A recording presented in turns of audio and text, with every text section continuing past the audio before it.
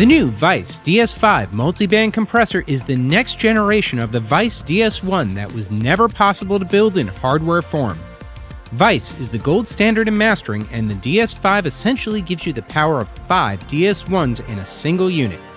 On the most basic level, a single knob can get your tracks in better shape. Let's begin by adjusting the threshold to apply some compression across all 5 bands at once.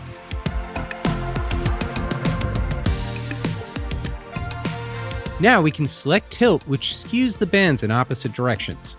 I'm going to use the makeup gain to favor the low frequencies. Or I could go the other direction to get more high frequency representation. Now I can use tilt to adjust my attack time so the low frequency attack is slower and the higher bands are faster. And I could do the same with the release. I'll mix some dry signal back in.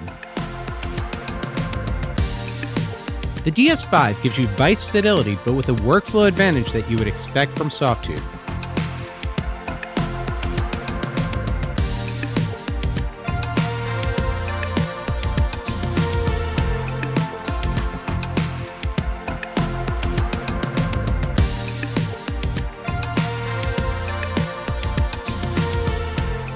We got amazing results in a few quick turns. Let's go back to an initial patch and explore the interface a bit more. The DS5 allows you to think of frequency bands of 2 to 5 bands at once. Let's begin by focusing on using 2 bands.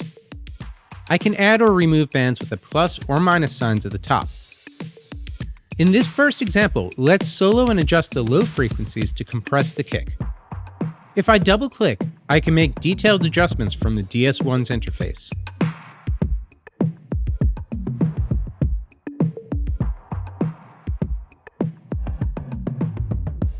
Now, let's focus on the high band. This time, I will select to affect only the sides and use the ratio to expand the drums, bring out more of the sound of the room, and more energy.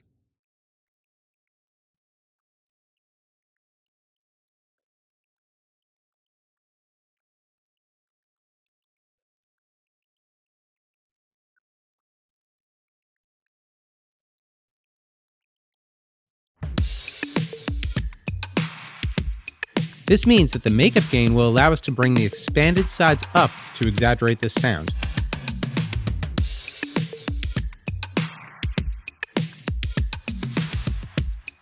You can also think of the DS5 as a way to tonally shape different bands of your mix, not only through dynamic processing, but by using the makeup gain to balance different frequency ranges. Let's add a midband.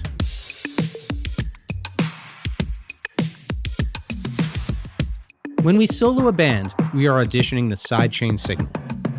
You might have noticed we also see the crossover filters.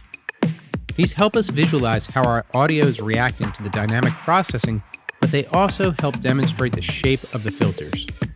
A 24 dB per octave Weiss design crossover filter offers the perfect trade-off of transparency and speed, but also allows for the flexibility to add up to 5 bands. Softube worked with Weiss to offer 3 different phase modes. The default dynamic phase is going to be the best use for most people. There's only a phase shift if you apply compression. It's the best trade-off of low latency and minimal phase shift. Static phase has additional phase shift, which remains the same regardless of dynamic processing, but still offers low latency. You can think of it as being a classic multiband mode.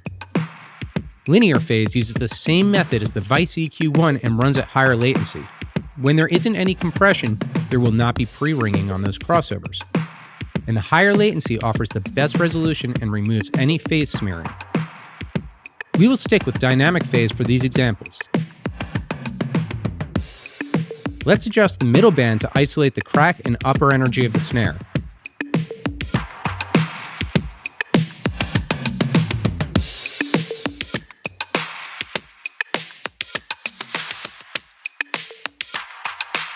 Now, I'll set the detector circuit to free.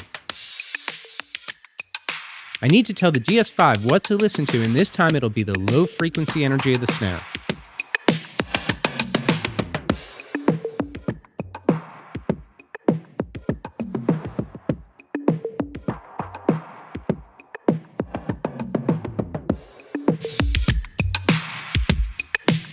My goal is that I want to set this band so that every time it hears the body of the snare, it expands the upper frequency energy of that snare.